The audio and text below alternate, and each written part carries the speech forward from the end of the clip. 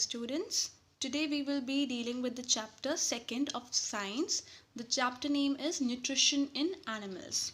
Now, all animals including humans need certain nutrients to stay alive and grow. These nutrients are obtained from food. The food you eat is not in the form that can be instantly provide you with nutrients. जो हम खाना खाते हैं वो हमें directly nutrients provide नहीं कर सकता. First it has to be broken down into small particles. These particles must then be changed into simple soluble forms which the body cells can absorb. Only then can food provide nutrients. The various processes involved in nutrition in animals that take in solid food are as follows. This slide represents the various processes which are involved in the nutrition in animals that take in solid food. First process, that is ingestion. Ingestion is the taking in of food. It involves taking in the food through the mouth and eating it. Second process is digestion. In digestion, it is the breakdown of food into simple and soluble form with the help of digestive juices made in the body. The third process involves is absorption. In this process, the food in the soluble form passes into the body fluids such as blood. The next process includes assimilation. This is the process by which absorbed nutrients are utilized by the body. Last but not the least is egestion. Egestion is the process of elimination of undigested solid parts of the food. Now we will continue our chapter by proceeding on to the next topic, which is nutrition in amoeba, hydra and frog. The unicellular amoeba engulfs tiny particles of food by throwing its false feet. In the diagram, you can see the irregular shape of the amoeba. That irregular shape is known as the false feet. Those false feet in scientific terms is known as pseudopodia. The pseudopodia join together to form a small cavity which is known as the food vacuole. The food inside the vacuole is then digested by digestive juices. Further, it is digested and assimilated there to provide energy and perform other functions. Then in the next diagram below, that is the B part, you can see hydra. Hydra is a very simple and a multicellular animal, whereas the amoeba which is there in the first diagram is a unicellular organism, whereas the hydra is a multicellular animal. It has a number of tentacles around its mouth. The finger-like projections that you can see above hydra is known as tentacles, which are used for ingestion of food. The tentacles entangle small aquatic animals and kill them with their stinging cells. They then push them into the mouth. Inside the body cavity, the digestive juices are secreted by the surrounding cells, which help to digest the food. This is then absorbed through the cavity walls and assimilated in the cells. The third diagram, that is the frog. The digestion in frog happens in the following way. The frog uses its very long sticky tongue to catch insects. Frogs have a well-developed digestive system in which food is digested through the help of digestive juices. Further, the digestion of a mosquito, housefly and a butterfly are shown in the diagram. You can see that the mosquito sucks up the blood of the animals with its proboscis. The housefly also lives on a liquid fluid. It uses its saliva to dissolve the food and form a solution. What happens then? Then it sucks up the solution with the help of its feeding tube. जो butterfly होती है, that also uses its proboscis to suck the nectar from flowers. Next, we will proceed on to the next topic of this chapter, that is the human digestive system, digestion in mouth. First of all, we should be clear with the concept, what is a human digestive system? Your body performs the step of nutrition inside a long tube coiled in some places called the gut or the alimentary canal. The whole process which involves the digestion of the food in the body is known as the alimentary canal. Its main parts are the mouth, food pipe, esophagus, stomach, small intestine, large intestine, ending in the rectum and the anus. First, we will start with the mouth digestion, that is the digestion in the mouth. What happens in mouth? We have different sets of teeth in our mouth. There are 4 different sets of teeth. Your front teeth are known as the incisors. These are chisel shaped and are used for biting and cutting. The next set of teeth are incisors. The next set of teeth next to incisors is canines. These are pointed and are used for piercing and tearing pieces of food such as meat. Next to canines are the teeth at the back of your mouth and are broad with an almost flat surface. The teeth which are present on the back side of your mouth have a flat surface. These are used for crushing and grinding of the foods. These set of teeth there are two types of set of teeth of such type are that they are premolar and molar. The white substance that covers your teeth is known as the enamel. It is the hardest substance in the body. Now we know that enamel is the hardest substance in our body and it covers our teeth. Further, after the mouth, our food goes into the stomach. Now, before landing into our stomach, it goes through our tongue. Now, what happens in tongue? Your tongue does another job too. Small taste buds are spread across its surface. Each taste bud can detect all tastes: sweet, salty, sour, and bitter. All different types of tastes are present in your tongue. You can also see the first diagram that is there. There are different taste buds that are present on our tongue, that is bitter, sour, salty, sweet.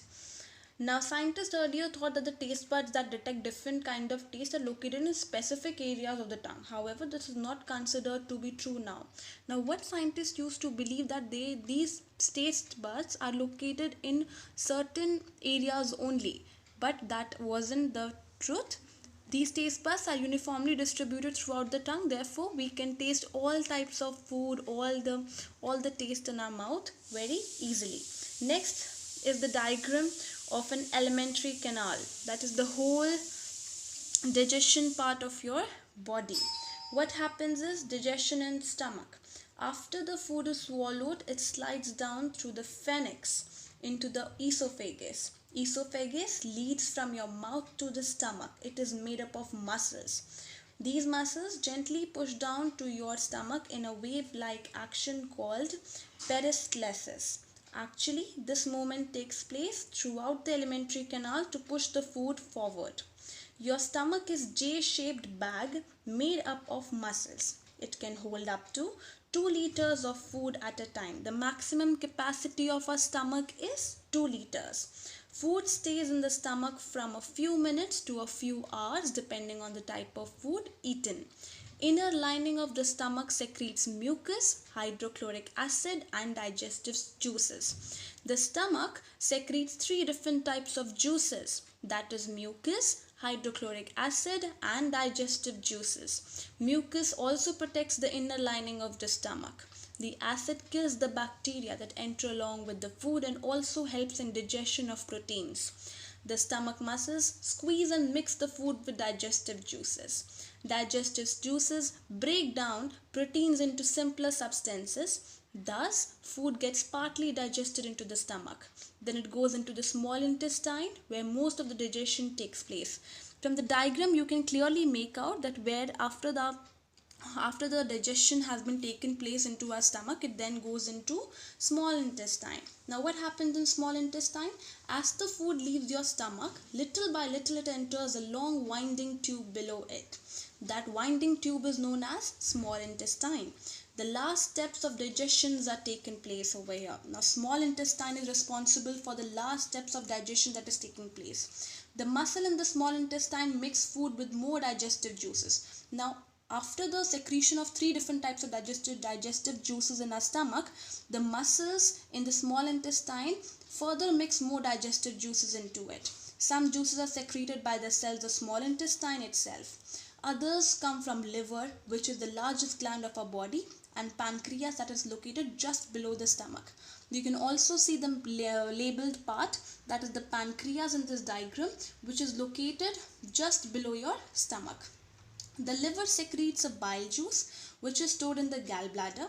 The bile breaks up fats into tiny droplets that can be digested and absorbed more easily. Now what does the bile juice do? It breaks up the fat into very tiny droplets so such that it becomes easy for our body to digest those fats. The digestive juices then act on these tiny droplets to form simpler compounds known as fatty acid and glycerol. Pancreas secretes the pancreatic juice that changes starch into simple sugar and proteins into simpler compounds called amino acids. Now, there's a small diagram where you can see a C-shaped villi. This is the finger-like projections that are present in the inner wall of the small intestine. Digested food is then absorbed by the small intestine. Absorption of the food occurs through the thousands of small finger-like projections in the inner walls of the small intestine. These projections are known as villi. Now in this diagram you can see the small projections that is seen in this picture is known as villi. This increases the surface area of the absorption of the digested food. Each villus has a network of fine blood capillaries close to the surface. The food absorbed on the surface of the villus passes through the blood in the capillaries.